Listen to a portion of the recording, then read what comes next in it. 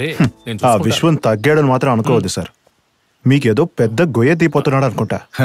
ఏదో ఒకటి చేసి వాడిని ఆపి తీరాలి, లేకపోతే వీడు నా ఫ్యూస్ పీకేస్తాడు. నాకు విషయం తెలియక అడుగుతాను, మీ మీద ఎందుకని ఇన్ని కేసులు వస్తున్నాయి? ఏదోలా గోల్మాల్ చేసినా ఇరుక్కుంటూనే ఉన్నారు. దయించో విషయం చెప్పనా? ఇది ఇలాగే కొనసాగితే విషయం ఎంతవరకు వెళ్తుందో. నా రాజకీయ జీవితాన్ని ప్రారంభించిందే ఇలాంటి పనులు చేసే. అలాంటి పనులు చేసే ఇంతగా ఎదిగాను. దాన్ని మర్చిపోమంటే ఎంత పెద్ద పాపం రా. డబ్బు అనే మాట వింటనే అలా దిమ్మ తిరిగి మైండ్ పూర్తిగా బ్లాక్ అయిపోతుంది. డబ్బు అంటేనే అల్టిమేట్. అదేం పెద్ద పాపం కాదు. నన్ను ఎదిరించిన ప్రతి ఒక్కరిని శవపేటికలో పెట్టి పూర్తి చేస్తాను. ప్రజానాయకుడంట. ఏమంట వకీలో? నిన్న కాక మొన్న వచ్చిన వాడికి నా గురించి ఏం తెలుసు? ఇదిగో రాయ్, గత 20 ఏళ్లుగా ఈ వకీల్ నా కేసు మాత్రమే కోర్టులో వాదిస్తున్నాడు. అయ్యయ్యో, విషయం అది కాదండి. సరైన నిజాలు మాట్లాడి 20 సంవత్సరాలు అయ్యిందని చెప్పండి. వేరే కేసు ఏది తీసుకోవాలని ఆశ లేదు. అయినా కూడా పెద్ద పెద్ద కేసులు ఎన్నో వస్తూనే ఉన్నాయి కదా. ఇదిగో ఇలా చూడు, ఈ మోనిస సార్లో నువ్వు చూడని ముఖాలు ఎన్నో ఉన్నాయి. కామెడీ చేస్తూనే చేయాల్సినవన్నీ చేస్తారు. తేలిగ్గా దేన్ని వదలరు. విశ్వనట.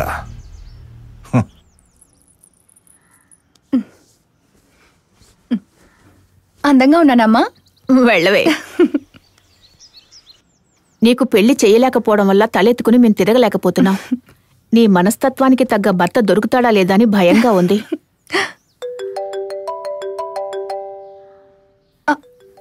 అమ్మ చాలమ్మా. నువ్వెక్కడున్నావు? నువ్వెందుకు నా కూతురికి ఫోన్ చేస్తున్నావు? నువ్వేం మాట్లాడుకో. నేను చెప్పిన మాటే నా కూతురు వింటుంది.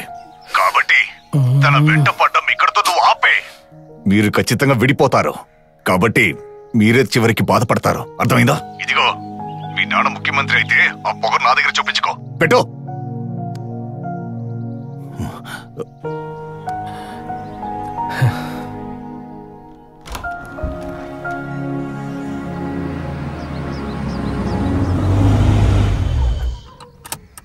నేను జబ్బార్ మాస్టర్ దగ్గర ఇచ్చేసి వస్తాను. నువ్వు ఇక్కడే ఉండు.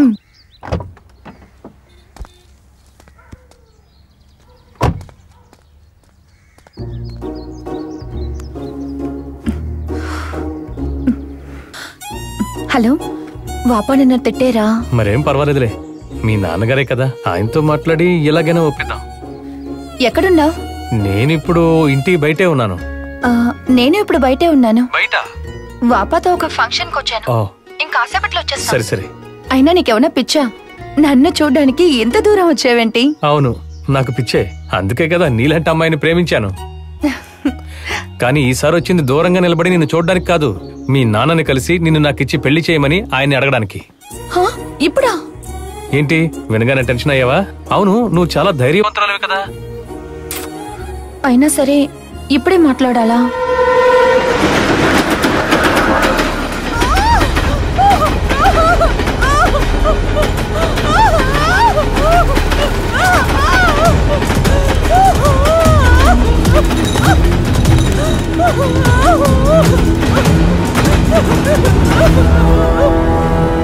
20 సంవత్సరాల వయసున్న ఒక అమ్మాయి శవం స్టేషన్ వెనక తుప్పల్లో పడి ఉంది.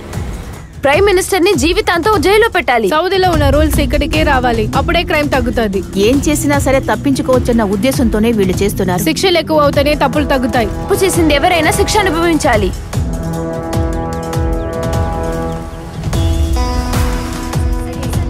విద్యార్థిని ఘోరంగా బలాత్కారం చేసి హత్య చేశారు. ఈ దేశంలో స్త్రీలకు రక్షణ లేదా? లా అండ్ ఆర్డర్ ని సమపల్లలో తీసుకెళ్తున్న సీఎం గారు ఈ దారుణం చేసిన వాళ్ళకి ఏ శిక్ష వేయబోతున్నారు? సార్ చెప్పండి సార్. సార్ చెప్పి వెళ్ళండి సార్.